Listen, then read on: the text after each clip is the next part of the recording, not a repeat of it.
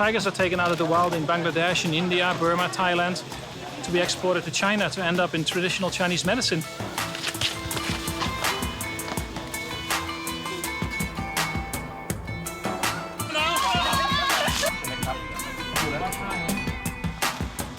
Since then, these 7 tigers exploded into 147 tigers.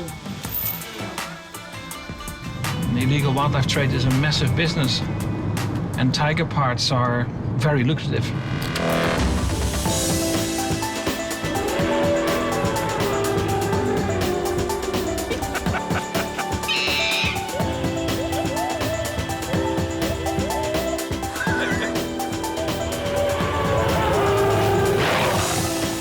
My name is Edwin.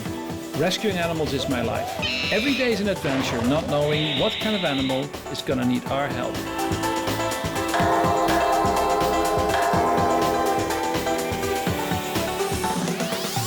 These wild animals and the people helping them are my wild bunch. Edwin Vik runs the largest wildlife rescue centre in Thailand. Today, he's on his way to one of Thailand's national broadcasters. He's going to be interviewed about the Tiger Temple. The Tiger Temple is a temple in Thailand, quite famous or infamous, if you like, for keeping almost 150 tigers in captivity to be exploited for tourism. People go to the temple, sit down, lay down with the tigers, make photographs, and walk with the tigers around some parts of that temple. The tigers are chained up, so tourists can pet them. The temple has been controversial for many years, with rumours of vast profits made from exploiting their star attractions. No photo.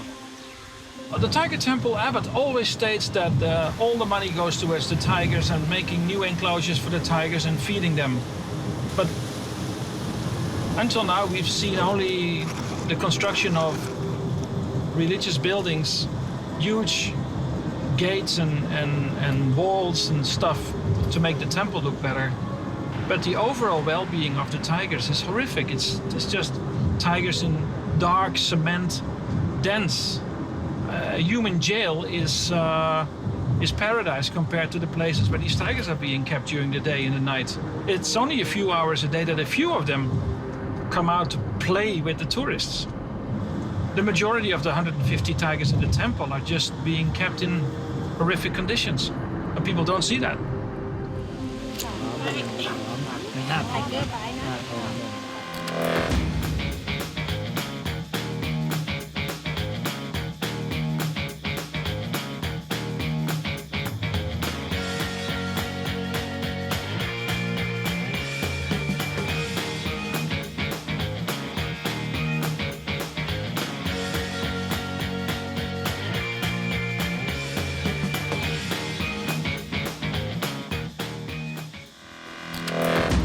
Most of the tigers that people interact with at the Tiger Temple are tigers that have been at the temple for a short time. They're young. They're not the oldest ones. A really older tiger, male or female, will not be easily controlled. The tigers that are enacting with the tourists are those ones that are a bit younger. Some of them young adults, some of them just really juvenile. They can still be controlled. There are signs that medication has been given to the tigers to keep them quiet, but exactly what kind of medication it is unclear. Even young tigers can be dangerous. There have been some reports of visitors and staff being injured by tigers.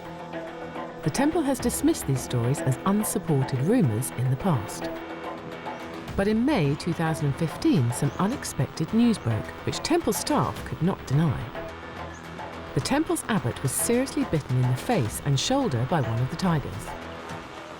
According to local sources, it was a male tiger raised by the abbot himself at the temple. Edwin has also heard rumours of the temple's connection with the illegal wildlife trade.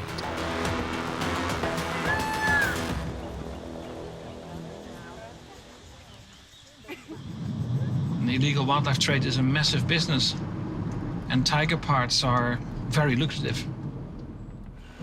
On his way to the TV station, Edwin decides to stop off to see his colleague Roger at the Thai Animal Guardians Association.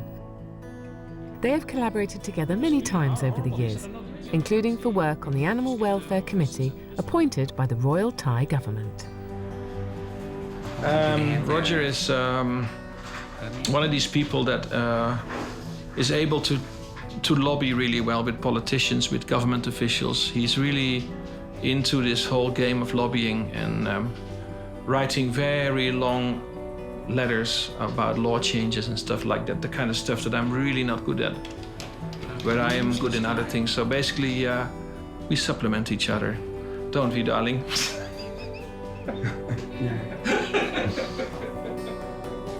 No, we said no, we don't have one. There's no constitution. Not sure. สวัสดีครับ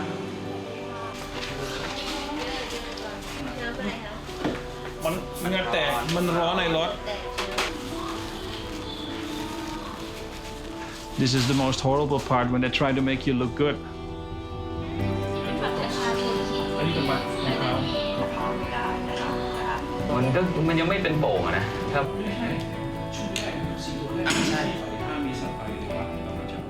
Edwin stresses the importance of animal welfare during the TV interview. A temple spokesperson also appears to defend their reputation.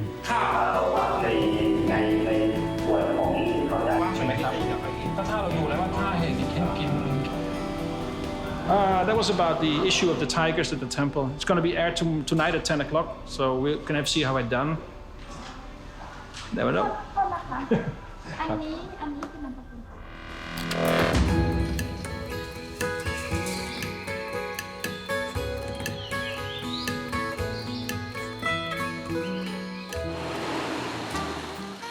Every day, people bring animals to the surgery at the Wildlife Rescue Centre.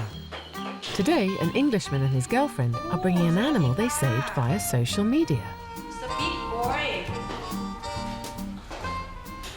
A friend of Pom's, my girlfriend, said that they had this animal that was going to be eaten. And because I see the photograph of it on Facebook, and I thought, oh, you know, that's not on. So I immediately put on my Facebook page that there was this animal that was going to be eaten, and I think 3 days later it was in our house. It's never been touched. We didn't name it because we knew we wanted it put back in the wild. So. This little slow loris will stay here for a few hours whilst the team give him a quick checkup before releasing it back into the wild.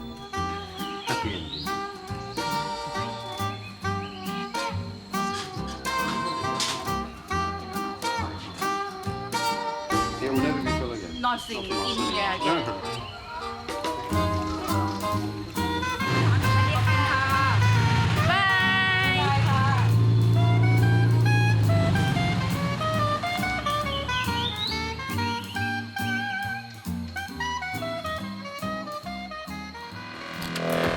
แล้วนะคะ แล้วก็เสร็จภายในเดือนนี้ด้วย แล้วถ้าเป็นอันนี้เป็นพื้นที่อภัยทาน คนไทยกำลังมีปัญหาเรื่องสัตว์ป่าอยู่บางครั้งบอกว่า Edwin's interview raises a lot of attention, creating a big response. อีกเรื่องหนึ่งกรณีเรื่องนี้ So, I have government officials calling, the media, colleague, wildlife conservationist and animal welfare activist calling me from all over the world for updates.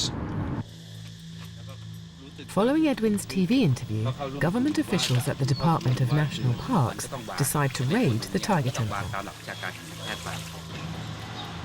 It is reported that 3 of the temple's 147 registered tigers have gone missing. A question mark hangs over the temple's role in illegal wildlife trading. International media begin to pick up the story, and pressure is growing on the temple's staff to explain the situation. I'm not sure really what's going to happen, but at least DNP is going to, again, try to get access to the tigers and check out how many tigers are kept. Basically looking at the allegations in illegal wildlife trade, are true or not. That's pretty bad. Soon it becomes clear the abbot of the temple has made a first-class escape, flying to Europe the previous day. The chief vet has disappeared, as have all the tiger registration documents. As you understand it, what is going to happen to the tigers? Well, I think we're a bit of a deadlock at the moment between the authorities and the tiger temple. As the media wait outside for answers, officials and some of the remaining temple staff discuss the matter of the 3 missing tigers. It's a zoo on the compound of the temple. And we got 147 tigers here. The first 4 tigers were bought about 15 years ago. And these tigers came from tiger farms, one illegal tiger farm in Radbury, and 2 other tigers came from an elephant camp not far away from here. They were purchased in 2 at a time and taken into this temple in 1999 and 2000. In 2002, the place was raided. 7 tigers were found, 3 offspring already by then. And since then, these 7 tigers exploded into 147 tigers.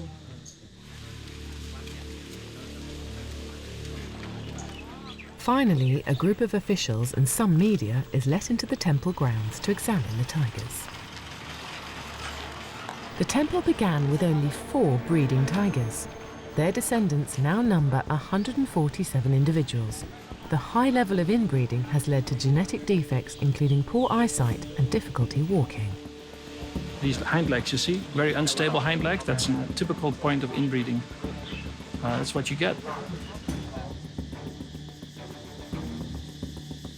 I just want you to absolutely make sure that you understand we are not here to take away the tigers. We want the best for the tigers, but we want the breeding to stop. Same page.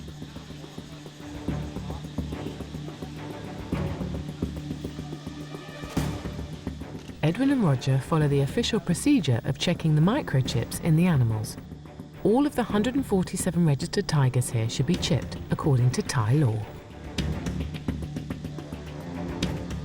You know what the most ridiculous thing of all is? That there's 220 tigers probably left in the wild in Thailand. There's 150 here, and there's another few hundreds in breeding centers like this all over Thailand. I would probably think that there's 10 times more tigers in Thailand in captivity than there are in the wild. And that's absolutely not necessary. The temple tigers are not candidates for reintroduction to the wild. After a lifetime of hand-rearing and human contact, they would not survive. They are also all hybrids of different tiger subspecies. The tigers that are currently found at the Tiger Temple are Bengal tigers mixed with Siberian tigers. They're a bit bigger than other tigers and quite distinct. There used to be 9 different subspecies of tigers in the world. 3 of them are by now extinct. The 6 left are basically distributed over the world in different areas. Now, if you start breeding Siberian tigers from the south of Russia with Malaysian tigers from the Malaysian peninsula, you get a different kind of breed. And for return back to the wild, that is not ideal. As a matter of fact, it's against the international regulations. Those animals should not be released back to the wild. So when you actually claim to be conserving wildlife, conserving tigers in captivity and breeding them for that, then you should be having pure race, the pure breed. Only one subspecies mixed with its own species. And that's not happening at the Tiger Temple.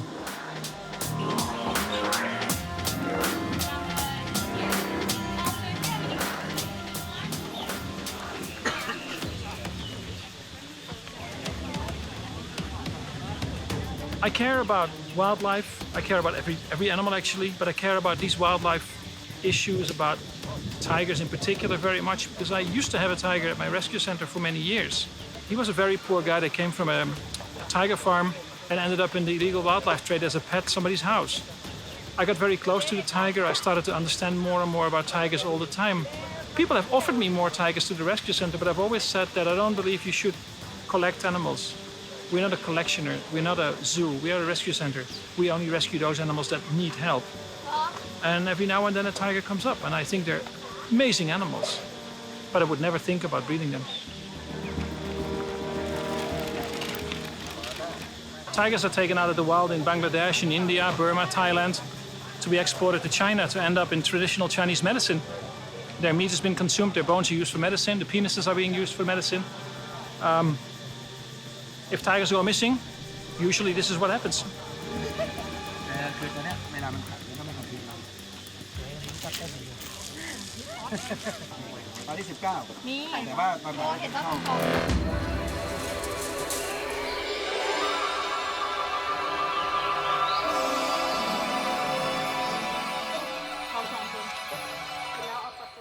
Okay, we found Bambi. We found her in a temple. She was in a really small cage. ให้มันวิ่งสะดวกอยู่ตอนค่อยๆนี่เฮ้ยลูกโป่งเนี่ย The temple allowed us to take her here, so she's now in quarantine. That's in this cage, just to see if she's sick. And she was still healthy, so we're now gonna put her in that cage and then we release her to the forest, so she will be together with her friends. So.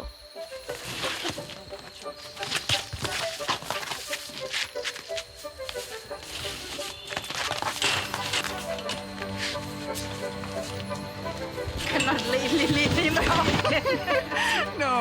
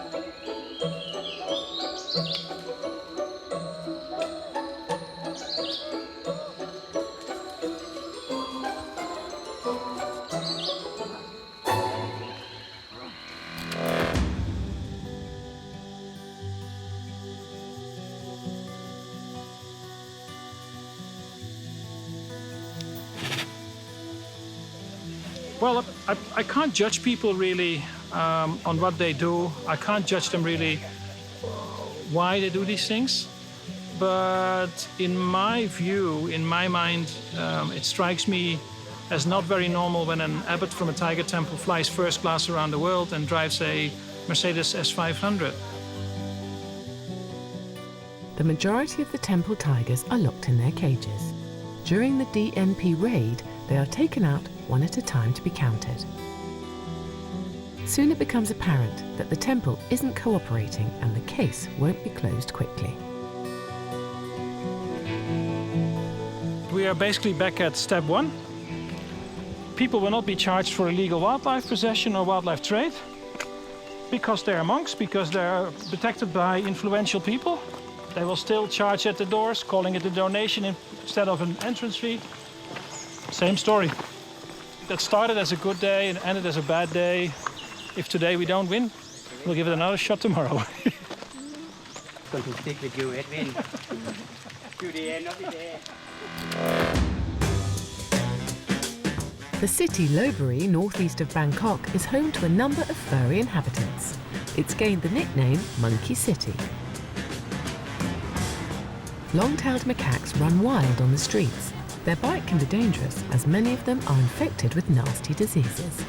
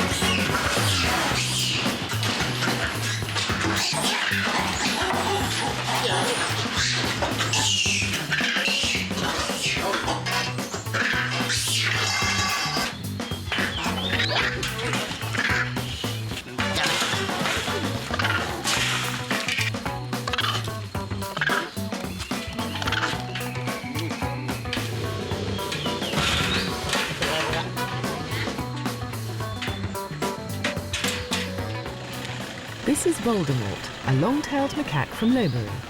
He was knocked over by a car, losing his nose in the accident. Today is a big day for him. His name is Voldemort. We got him 2 months ago. We rescued him. He was hit by a car, so his face was damaged and his hip was damaged.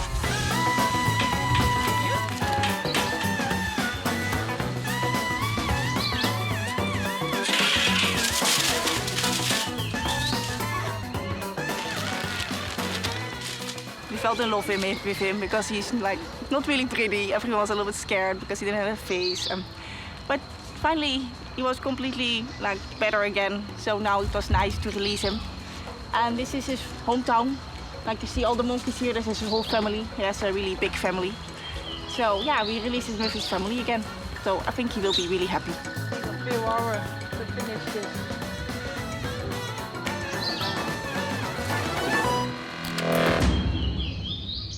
This work is not without a fight.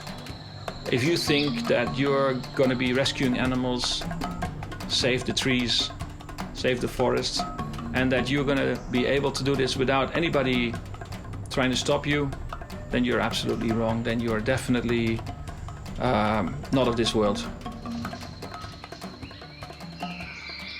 There are dozens of people every month coming in here to help out with what we do. Basically, that makes us feel that we're not just a few crazy people wanting to rescue animals, but it makes us feel that we are part of a very big group of people that want to help animals, help the environment, conserve wildlife. Lots of volunteers come and volunteer at our place and come back every year. Some of them come back 3-4 years on a row.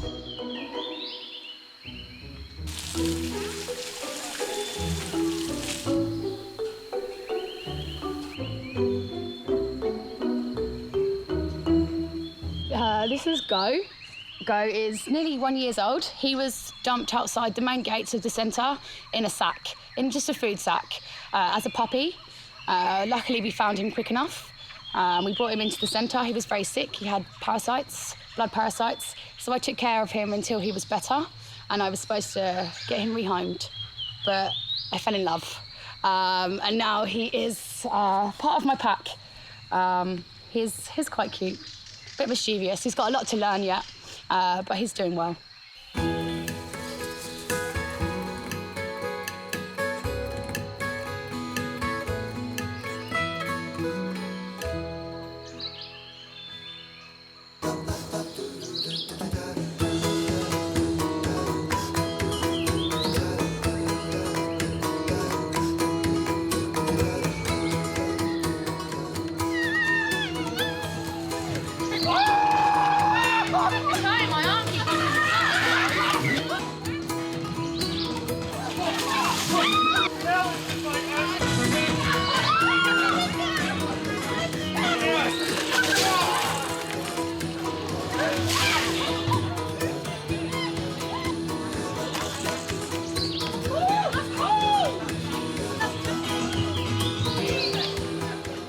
Today, Edwin and his volunteers are celebrating Songkran, the Thai New Year. It is celebrated with water fights, all a part of the fun of the Songkran, which celebrates the start of the rainy season.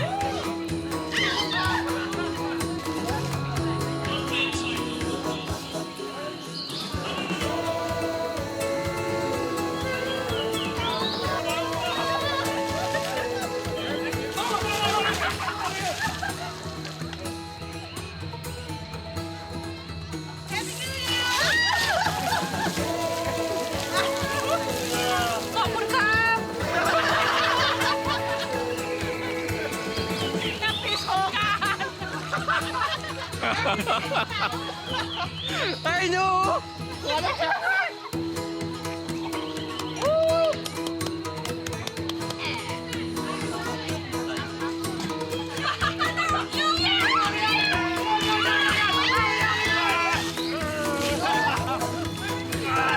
Oh, you poor French bureaucrat!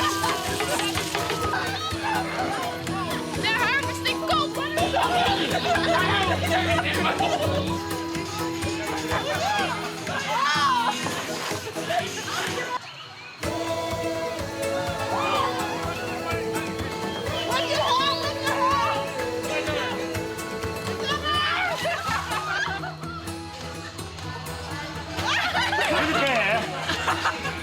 And to the gibbon.